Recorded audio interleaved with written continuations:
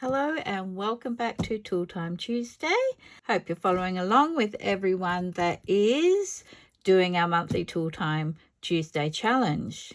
So this month we're looking at dies, and for me, I'm probably going to be really over embellishing with my dies today. I'm also going to be including some stamps. I'll be using Distress Oxide ink because that's my thing.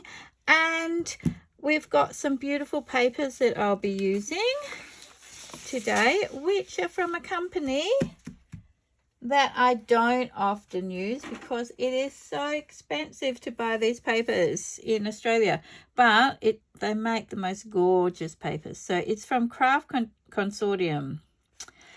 Beautiful, beautiful papers. The collection I'm using is called Little Robin Redbreast. Absolutely fabulous. You've got matte papers, you've got pearlized papers, you've even got some with a glaze, which gives them an embossed effect. Really gorgeous.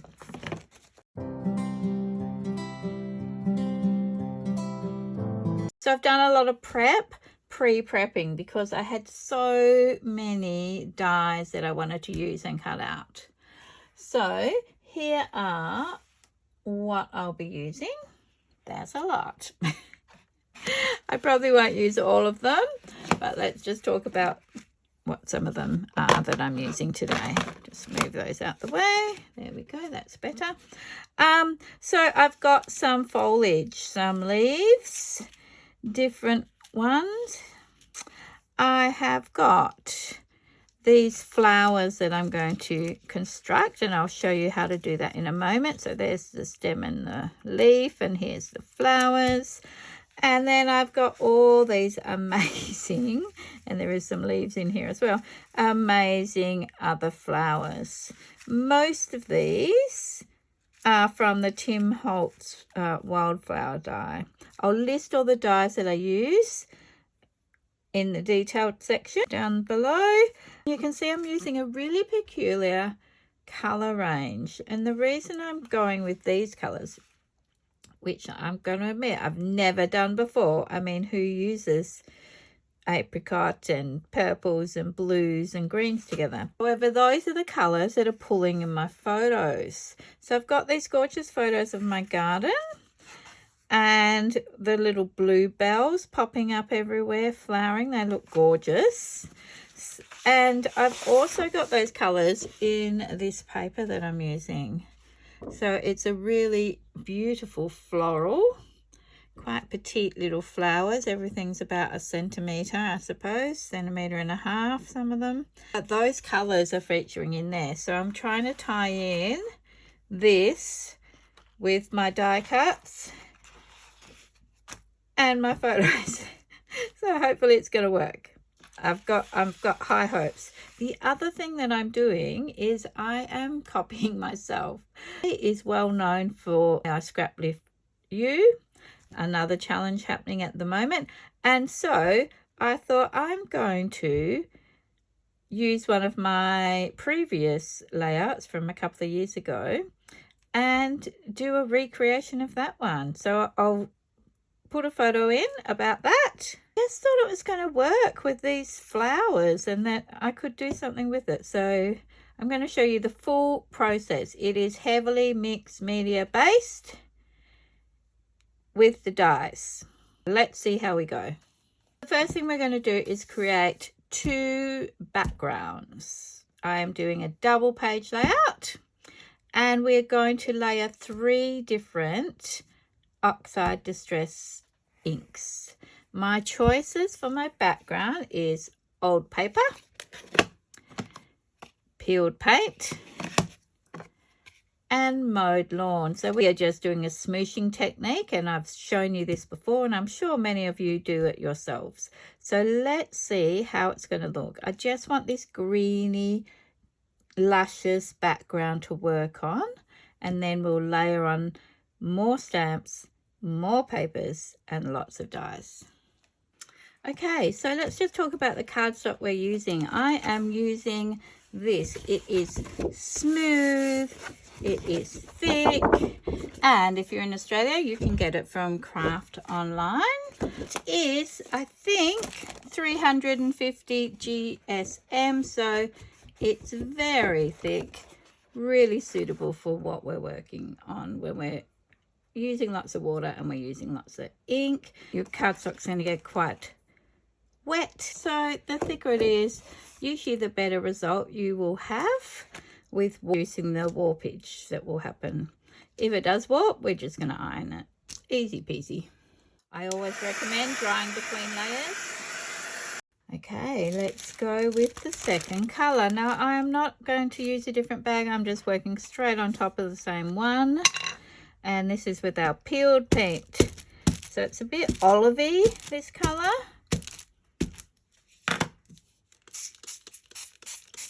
And you would have noticed in my dyes that I did use some sort of olivey greens.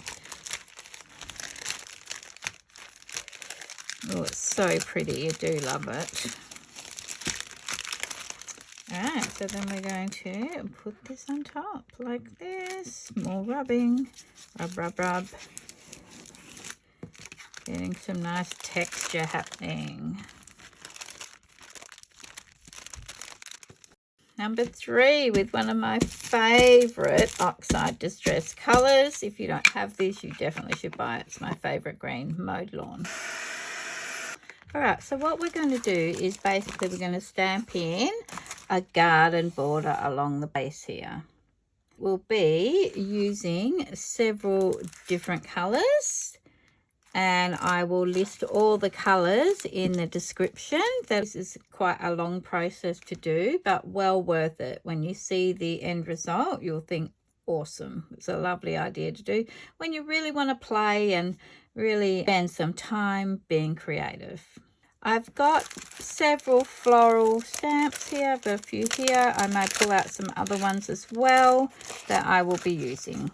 So first off, what we're doing is layering our colours up. This is off my blog page. I've just pulled this up so you can get some idea of what we're doing. So we're going to build up the foliage in a row across the bottom using different tones and colours. We've got a nice fresh green happening here. Obviously this one was more bush related, so I've gone with more autumny colours. Australian bush, that is.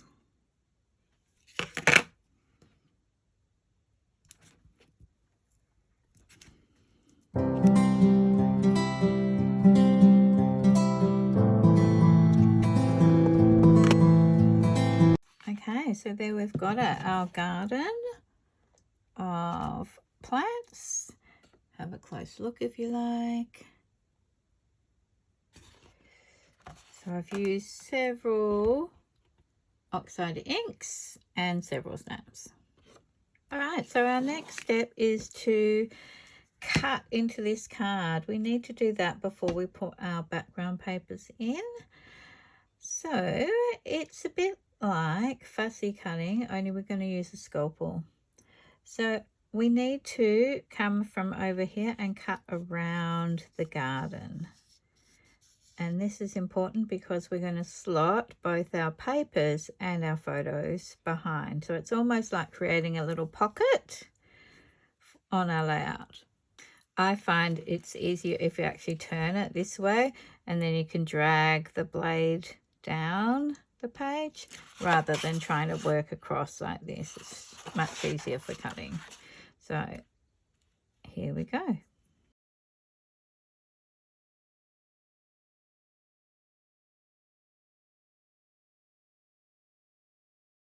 All right, so I've cut both sides, so you should have two flaps that open like this, and on the other end they are joined. Right, okay, so now we're going to cut our papers that go on the background, and remembering that they are those lovely craft consortium papers. they're going to go into our background now.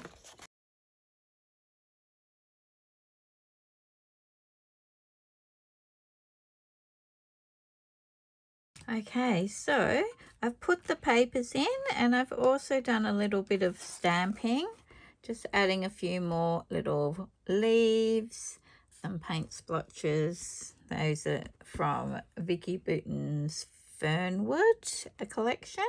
And I have also mounted some of the photos, not all of them, but some of them I've just done one mount, that one 2 mounts. So the next step is to put together some of the die cut flowers that I cut, and to also pop these into place. So we need to actually fix them into place in here before we can add all our die cuts. Let's do it. Okay, so we've got our flowers, we've got our leaves and stalks, and these are the center flowers. The die is a Kaiser craft die called Fairy Flowers. If we look at the center, let me just pull that for you. It does have little holes in it, but when it cuts the die, there's none of those holes there. So we'll have to add those little dots to it later. And if you look at the die, there's also some detail pieces here, which also are not, they don't cut or anything. So when you use this die, you're just getting like the shadow of it. Now, I'm not sure if it is supposed to have another piece and I've lost it or what, but I had this idea that perhaps we could use the die to shade and add some of those lines in there. So if I flip the die like this, let's just move all these out the way, then I could get like that, and I could even, actually I might do that, do a bit of washi tape to hold that in place there. And then I was going to stencil in, basically, so to use the die like a stencil onto the flower. I'm not sure, oh dear, I picked the worst washi. I'm not sure if it will work very well, but we'll see. I'm hoping that we'll get some of this happening. So we need some ink. I'm going to find a purple ink to use. Okay, so I grabbed this Nouveau Drops, which is a crystal drop. And we'll just try and put some little, very small dots of this. I've purposely chosen a colour that is very similar to my cardstock centre. There we go. I'm just going to leave that like that, and we're going to make some more.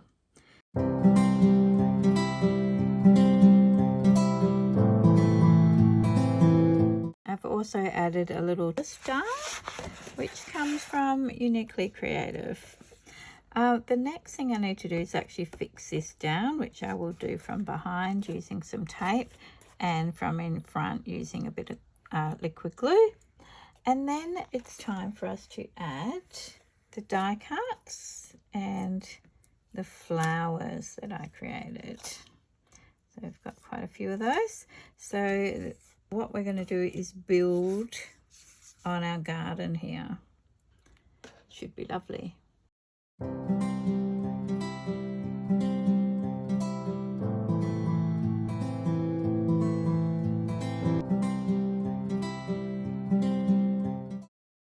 Okay, so here we go, all finished. So took me a while, but what I've done is layered up the die cuts and slotted in some of the flowers. I'm pretty pleased with how it's come up. It is very over embellished and it's not everyone's style, but I quite like doing that occasionally. Well, who am I kidding? I over embellish all the time, but I quite like it. It's fun, it's creative, and it looks great. So that is page 1. Here is page 2. Page 2 has some little tags as well that I made out of the cardstock and the pattern paper. You can see that I did go with the Nuvo drops for the centers of the flowers. That's really added a little bit of texture, shine, bit of glimmer happening there. Quite like it. So it's turned out really well. I'm pretty pleased. I'm not sure, can you see that? Oh, probably not going to see the whole thing in the screen, but please do have a look at the photos that are following. Thank you for watching. I hope you've enjoyed it, and your dies out. Have a go. See what you can create using dies this month, and don't forget to tune in next time for Tool Time Tuesday.